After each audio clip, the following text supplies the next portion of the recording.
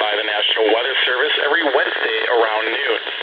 When there is a threat of or existing severe weather in the area on Wednesday, the tests are postponed until the next available good weather day. The warning alarm transmitted over this and other NOAA radio stations in southern Wisconsin will normally be activated for watches, warnings, and other life-threatening emergency messages for transmitters across Wisconsin. This is only a test. There is no severe weather threat currently across Wisconsin. This concludes our test.